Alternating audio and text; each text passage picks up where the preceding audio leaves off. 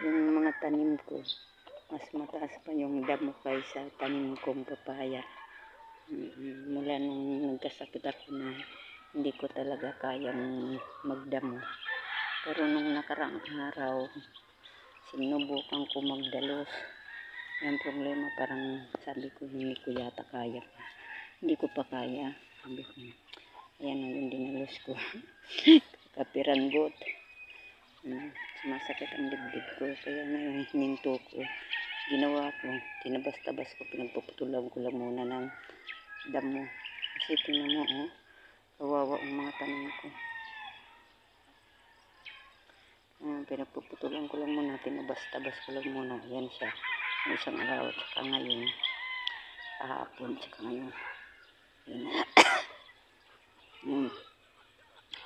Kahit pa paano, nakalipag yung tanim. Bali pangatlong araw ko itong tabas-tabas. Pero ano lang, habang ko nagpapasikat ng araw, nagpatabas. Kaya ayan. Hindi pa ako tapos yan doon sa may baba. Bukas naman ng umaga, ko tatabasan. Tsaka doon. Tapos sunod na araw dito naman. Kawawa o. Buti na lang kamuting kahoy lang at saka papaya ang tanim ko. Kaya kung mga talbos, mga ibang gulay, hindi uubra talaga. Pag ganyang katas ng damo.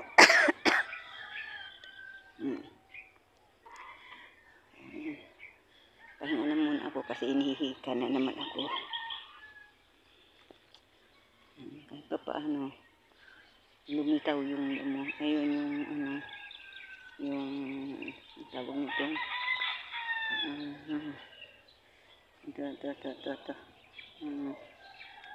Paragis, hindi ko dinadamo, hindi ko tinatabas kasi minsan nangailangan ako niyan. Kaya ayan, walang tinitira ko. Ako, kawawa talaga, guys. Tingnan mo naman yan, eh. Yan, yung hindi ko pa natatabas yan. Dito yung nauna kong natabas, mas mataas na ang damo kaysa kamuting kahoy. Kaya ito ang inuna ko. Kawawa naman. Papaya. Ang isa kong papaya natabas kasi hindi ko makita. Tabasin pa talaga sila. Tapos yung mga gilid ng bakod ko, ititrim ko. Para ginhawa yung mga tanim. Bukas ang maga, ito naman ang inahin ko.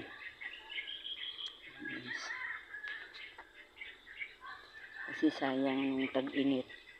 Grabing sakripisyo ko nito. Lumalaki ang bill ko sa tubig dahil sa kanila.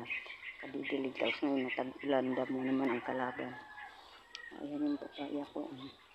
Napitas ko na yung unang bunga niya. Kaya so hindi ako nakakain kasi bawal sa akin. Pinahati-hati ko. Biniag ko to, sinati-hati ko. Yang mga papaya na yan, isang variety lang yan. Yan sila lahat. Pero yung nandito, itong puno nito, isang variety siya. Ito ang kakaiba. Kaya yan, namumulaklak na siya. Naway maging babae siya para makabinhi pa kulit. Yan. Salamat guys.